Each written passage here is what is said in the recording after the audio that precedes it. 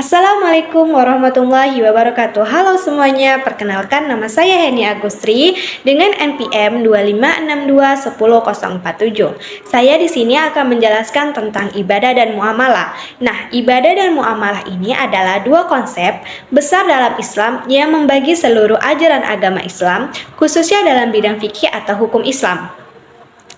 Nah, yang pertama saya akan membahas tentang ruang lingkup ibadah. Jadi, ibadah adalah segala bentuk hubungan antara manusia dengan Allah Subhanahu wa taala. Ini mencakup semua bentuk ketaatan dan penyembahan kepada Allah yang dilakukan sesuai dengan syariat. Dalam ibadah pula terdapat beberapa ciri-cirinya. Ciri utamanya adalah bersifat murni perintah agama. Yang kedua, tidak boleh diubah-ubah. Yang ketiga, tujuannya untuk mendekatkan diri kepada Allah dan mencari ridhonya. Dan yang keempat adalah hukum asalnya terlarang sampai ada dalil yang memperbolehkannya. Nah, itu merupakan ciri-ciri ibadah. Lalu, dalam ibadah ini membahas beberapa bagian. Yang pertama adalah membahas tentang tata cara pelaksanaan ibadah yang benar sesuai dengan ajaran Islam, yaitu dengan pembahasan toharo atau bersuci, yang mana meliputi cara membersihkan diri dari hadas dan najis melalui wudhu, mandi wajib, dan tayamum. Toharo merupakan syarat utama sahnya ibadah, khususnya sholat. Selanjutnya adalah membahas tentang sholat. Sholat, ada pengertian tentang sholat, hukum, syarat, rukun, bacaan, hingga tata cara pelaksanaan sholat wajib dan sholat sunnah.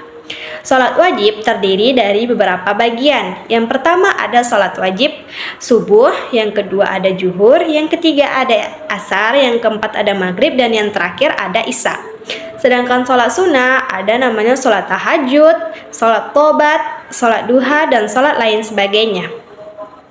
Sholat di sini dijelaskan sebagai tiang agama yang menjadi sarana utama seorang muslim yang beribadah kepada Allah. Selanjutnya ada pembahasan dalam ibadah ini, yaitu puasa. Mungkin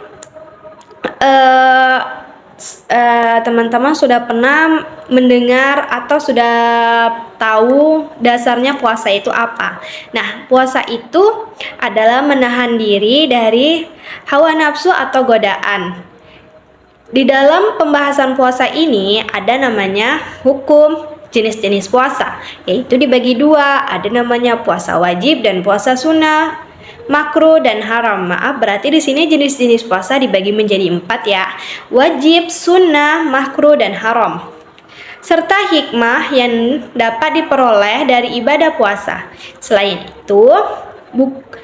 itu, di dalam ibadah juga membahas tentang zakat. Nah, zakat ini adalah kewajiban mengeluarkan sebagian harta untuk membantu golongan yang berhak menerimanya sebagai bentuk kepedulian sosial dan penyucian harta.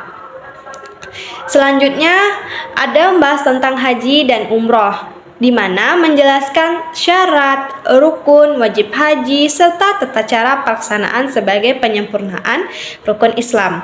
Jadi, itu merupakan pembahasan tentang ibadah dan contoh-contoh ibadah yang ada di agama Islam.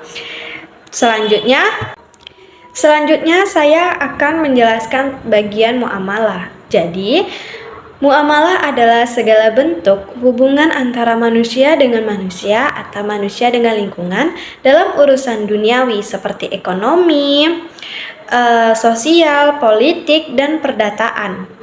Di dalam muamalah juga terdapat beberapa ciri-cirinya. Yang pertama adalah bersifat saling tukar-menukar atau interaksi. Yang kedua, lebih fleksibel, boleh berubah sesuai zaman asal tidak bertentangan dengan syariat. Nah, yang ketiga adalah hukumnya boleh atau mubah kecuali ada dalil yang mengharamkannya. Di dalam muamalah juga terdapat beberapa contoh yang akan kita bahas secara singkatnya saja.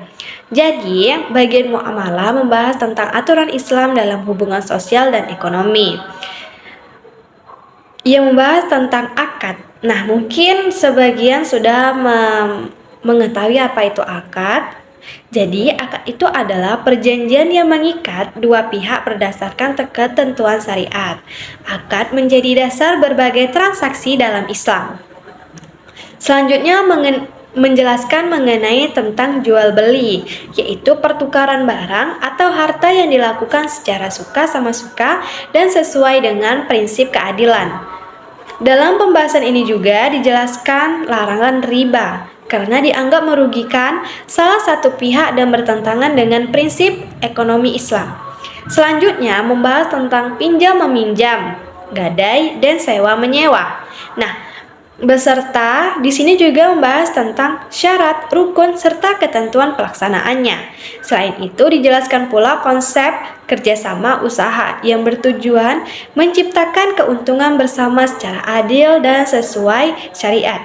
Itu merupakan contoh-contoh dalam muamalah. Nah, yang pertama tadi saya sudah menjelaskan secara singkat tentang ruang lingkup ibadah. Nah, di sini saya juga menjelaskan secara singkat tentang ruang lingkup muamalah.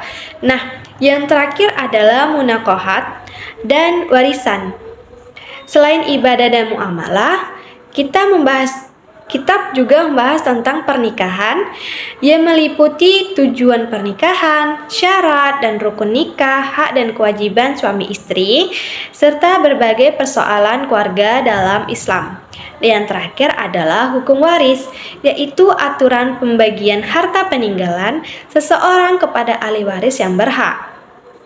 Dalam materi ini mencakup tentang syarat, rukun, dan sebab-sebab seseorang memperoleh hak waris menurut hukum Islam. Nah, itu merupakan penjelasan secara singkat tentang pernikahan dan hukum waris. Jadi dapat kita simpulkan secara keseluruhannya bahwa ibadah dan muamalah memberikan pemahaman yang komprehensif mengenai tata cara beribadah dan aturan bermuamalah menurut syariat Islam. Menekankan pentingnya keseimbangan antara hubungan manusia dengan Allah melalui ibadah dan hubungan manusia dengan sesama melalui aktivitas sosial, ekonomi, keluarga, dan bermusyawaratan. Dengan memahami materi ini, kita dapat menerapkan atau kita diharapkan menerapkan nilai-nilai Islam secara benar dalam kehidupan sehari-hari. Sekian penjelasan dari saya secara singkat tentang ibadah dan muamalah. Kurang lebihnya saya mohon maaf. Saya akhiri, wabillahi taufiq wal hidayah. Wassalamualaikum warahmatullahi wabarakatuh.